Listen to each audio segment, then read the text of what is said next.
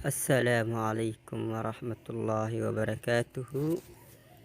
walaalkiin simaad oo ku magac dheer simaad yare. Soo dhawaada asxaabta. Mawduuceena maanta uu ku duwan yahay mawduucii hore oo noo socday. Maanta waxaan ka hadlaynaa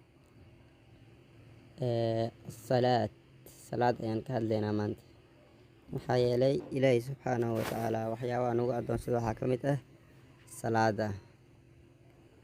Shan tiir islaamka waxaa umaleynaya inay tahay tiirka labaad. midka koowaad waa shahaadatu an laa ilaaha ila allah wa anna muhammadan rasuulullah. midka labaad waa iqaami salaad in la oogo. mid saddexaad ku xiga waa tahay zakada in la bixiyo nisaabkeeda doo gaaro.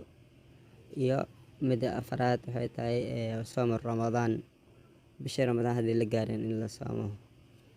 midda ugu dambeysana waxay tahay xajul beyt, yani beydka ilaahay subxaanahu wa ta'aala in lasoo xajiyo qofkii markaas lacagtii ku xaji lahaa uu helo.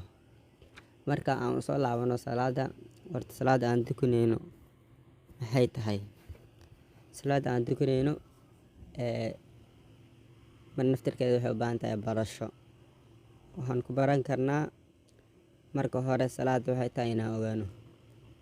salaada marka hore waxay tahay duco. ما هي الصلاة؟ صلاة معيتها الصلاة هي الدعاء حق اللغة أهان مركي لفيريو. وحنا دليل إن الدعاء تهي قوله تعالى إليه سبحانه وتعالى هذا الكيسي خذ من أموالهم صدقة تطهرهم وتزكيهم بها وصل عليهم إن صلاتك سكن لهم والله سميع عليم. waxay daliil u tahay aayadaas rasuul Allah ka qaad maalkoodii sadaq ka qaad. sadaqadaasna waxay dahirinaysaa maalkoodii.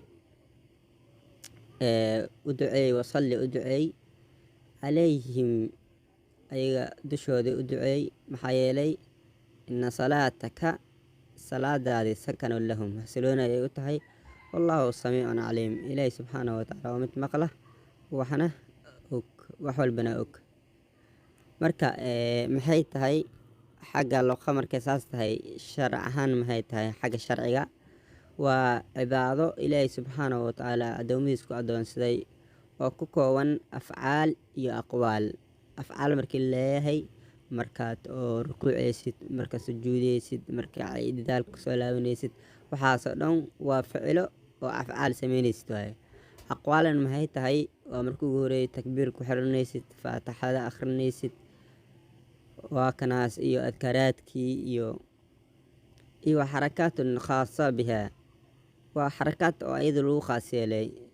waxayna ku bilaabataa takbiiratul ixraam markaan xirnayn oo aan leenahay allahu akbar. waxayna ku dhamaataa بالتسليم سلام نقصي. marka waxayna leedahay waqti oo markaas khaas ah. walaha waqtun maxduuda, waqti la xadiday si ilaahay subxaanahu wa ta'aala oo ku cadeeyay. waa inna salaata kaanat ala mu'miniina kitaaban mawquuta.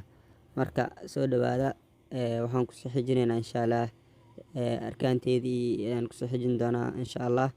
marka waxaan leeyahay asxaabta soo dhawaada aan ku camal falno. maxaa yeelay rasuulku sallallahu alayhi wasallam addaala al khayr faa'ili.